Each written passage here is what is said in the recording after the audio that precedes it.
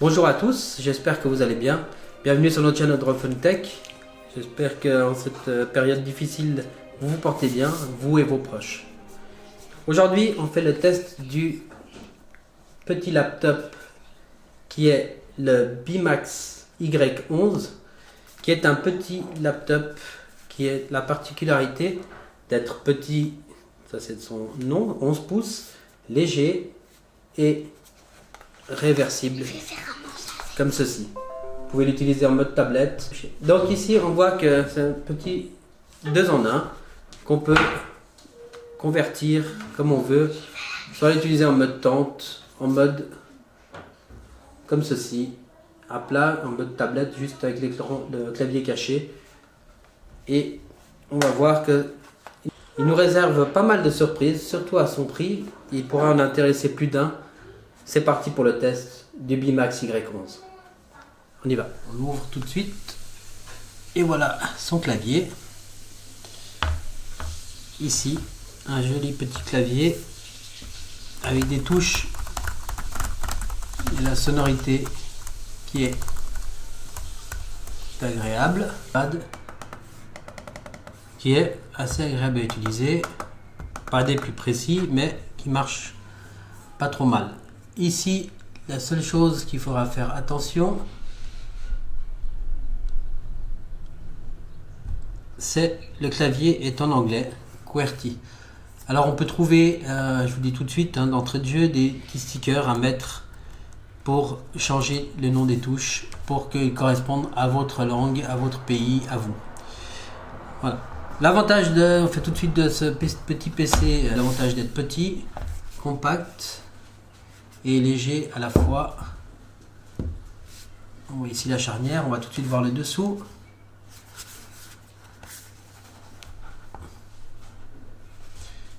Ici, vous avez un emplacement pour votre disque dur, donc un SSD. On verra ça dans les détails après. La marque, le modèle, donc Bimax, le modèle Y11. Ce PC vient de Chine, c'est une marque chinoise.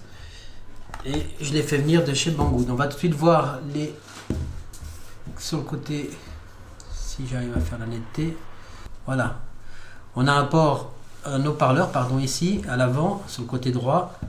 Un port micro SD, pour glisser une carte SD micro SD directement à l'intérieur. Un microphone ici. Un port micro USB, pour transformer en USB type A, parce qu'il n'y en a pas. Il y a un petit câble qui est fourni avec adaptateur micro USB vers USB type A. Ici, on a des témoins de charge. Ici, on a un micro HDMI, et ici une USB type C qui sert à la recharge et au transfert data pour connecter un hub pour avoir de clavier, souris et autres externes, mais pas pour la vidéo celui-ci. De l'autre côté, on a à la tranche gauche aussi un haut-parleur de ce côté ici, aussi un micro également. On voit bien, oui. Le bouton power, le bouton volume plus, volume moins, et un port jack 3.5. C'est tout pour la connectique. Donc c'est un écran Full HD de 11,6 pouces. On va le démarrer. On voit qu'il n'est pas complètement laminé parce qu'on a beaucoup de reflets, donc il doit y avoir un espace entre la vitre et l'écran. On va voir le démarrage. Tant que ça prend, il est très agréable au toucher. Un super petit PC, vous voyez le boot c'est déjà fait. Voilà, le PC a démarré. C'est un bon petit PC rapide. Je pense que ce petit PC est, donc ça c'est le son du touch. Bouton droit, double tap. On peut aller ouvrir un programme ici, voir la vitesse que ça met à s'exécuter. Vous voyez, il n'y a pas beaucoup de temps différent. Si on fait avec les trois doigts, on a la navigation Microsoft. Donc Windows, ici vous voyez que je peux basculer d'une fenêtre à l'autre. Hop, je refais 3 doigts et je peux revenir sur mon PowerPoint. C'est très sympatoche. Donc on va aller voir tout de suite ici dans les propriétés. Je ne vais pas comme ça.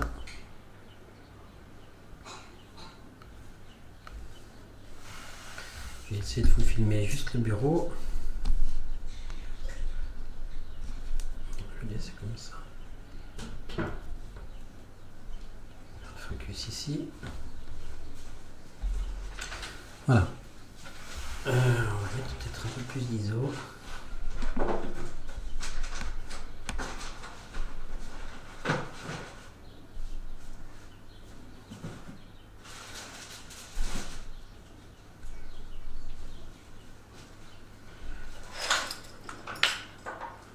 Voilà. Donc, si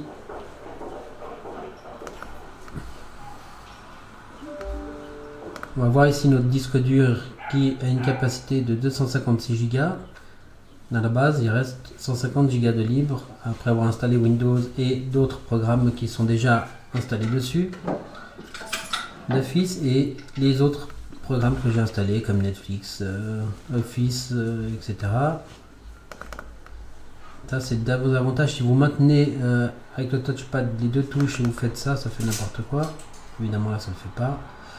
Voilà, donc on va aller juste voir les propriétés.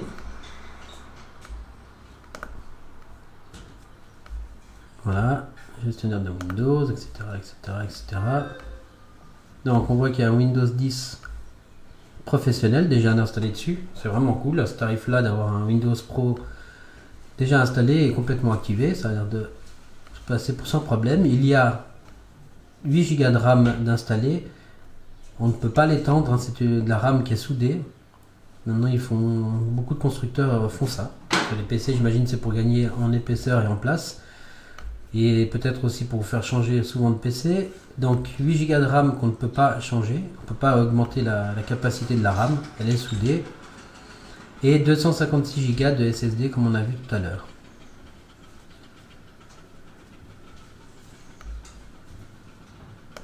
Tac. Vous voyez, la navigation est assez rapide et fluide. On peut aller essayer d'ouvrir là plusieurs onglets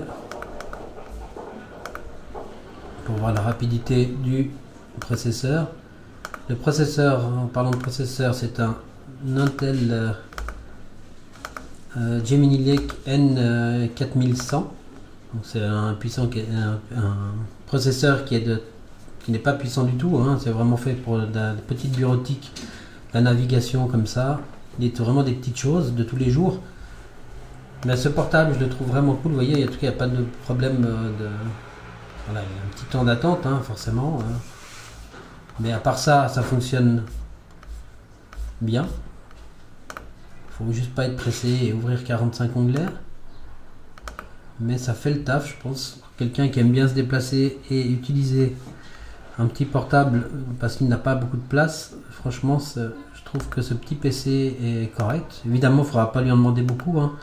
C'est vraiment de la navigation, juste de la pure navigation, des petits visionnages de films, Netflix ou autre, de la petite bureautique, Word, comme on a vu, ça s'ouvre, etc. Excel aussi. Je peux ouvrir un Word.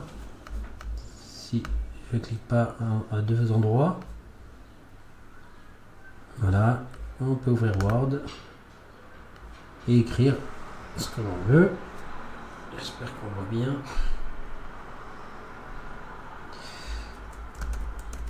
J'écris n'importe quoi, hein. C'est juste pour montrer la rapidité du truc. Et le son des touches ici.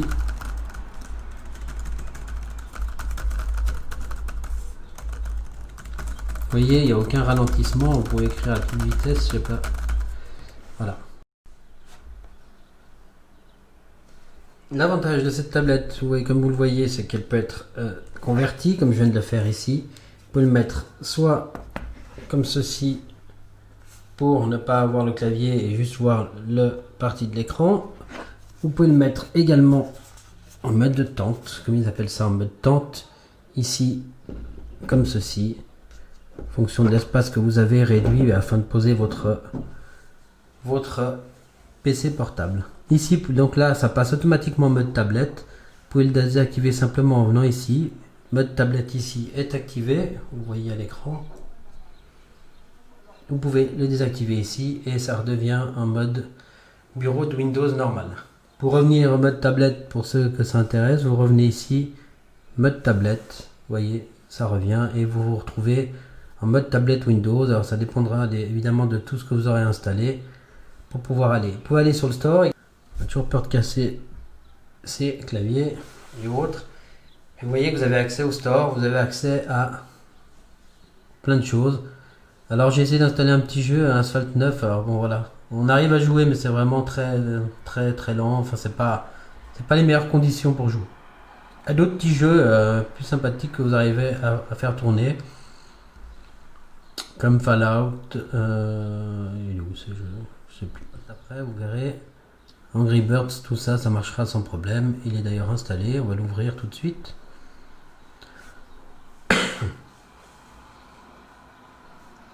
Jouer, ça vous voyez la vitesse d'exécution en même temps des programmes.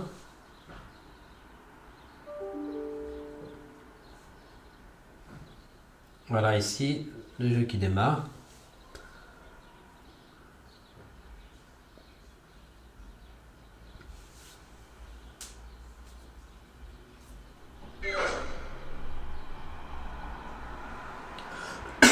Pardon. Voilà, accepter, nanana. Voilà, donc on voit le jeu ici, très bien à l'écran. Donc là, je suis toujours en mode tente. Il faudra faire attention sur la surface sur laquelle vous posez pour pas rayer la partie du haut de l'écran. Donc là, je prends mon bonhomme, on va le lancer. Hop, non, c'est pas ça que je voulais faire. On va juste voir les extraits ici. Voilà.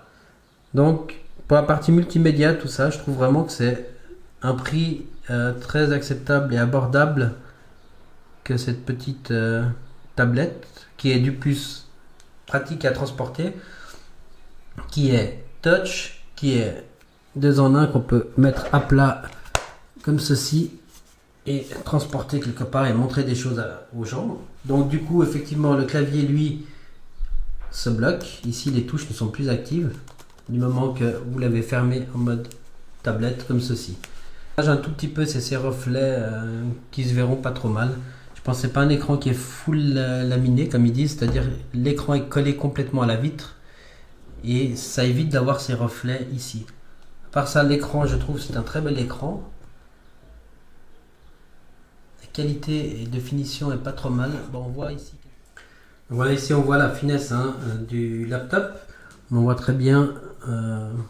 C'est pas bien épais, donc on peut imaginer qu'on peut bien comprendre pourquoi la RAM est soudée.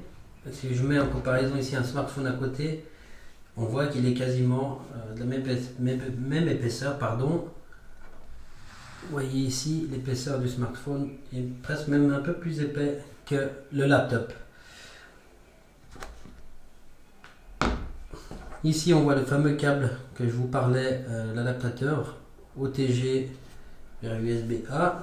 Donc normalement on peut le brancher ici. Il faut forcer un petit peu, il ne faut pas avoir peur de forcer. Vous voyez, qu'est-ce que je disais? Voilà, il ne faut pas avoir peur de forcer ici pour rentrer cet adaptateur et ça vous permettra d'avoir un port USB type A à disposition ici. Donc je l'enlève. Ici, on va voir ici d'autres choses intéressantes. Ici, vous avez 3 lampes témoins, 3 petits voyants. une pour l'alimentation, une pour la touche Caps Lock et une pour la touche Number Lock. Donc je renlève le Caps, vous voyez la lumière s'éteint. Et une pour la touche Number Lock qui est ici, et vous voyez elle est activée. Là elle est désactivée. Donc vous voyez ce petit PC est pas mal du tout, assez rapide quand même malgré son faible processeur. Ces 8 Go de RAM feront bien le travail, ils ne seront pas trop pour aider ce laptop à naviguer et faire des petites choses simples de bureautique. Comme on a vu, des lettres, des tableurs Excel, des PowerPoint, des choses très faciles. Je l'utilise moi également à titre privé pour configurer tout ce qui est mes hélicoptères ou drones. C'est pratique quand je le prends en déplacement. J'ai un petit PC sous Windows qui me permettra de faire mes petites configurations et réglages en extérieur. C'est pratique également si vous partez en déplacement, en train, en voyage, en avion, pour lire des mails, consulter des mails, faire des petites choses de bureautique simples. Je me rappelle, c'est pas un PC puissant, c'est pas fait pour ça. C'est plus fait pour dépanner, d'avoir un petit PC tablette sous Windows pour selon vos besoins et ce que vous devez faire. La batterie, c'est pas une durée exceptionnelle.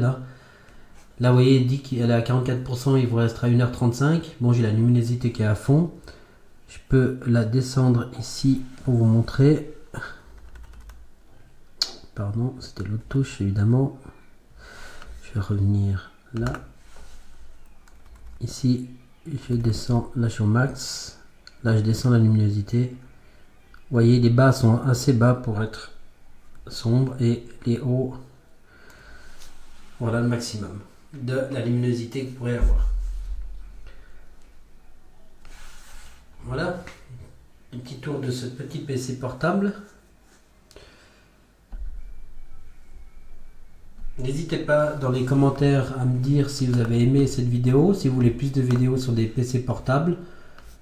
Qu'est-ce que vous désirez voir sur les PC portables spécifiques, des choses qui vous intéressent, savoir la capacité des processeurs, la puissance, les jeux, etc. Dites-moi dans les commentaires ce que vous voudriez voir vous précisément sur les tests des PC.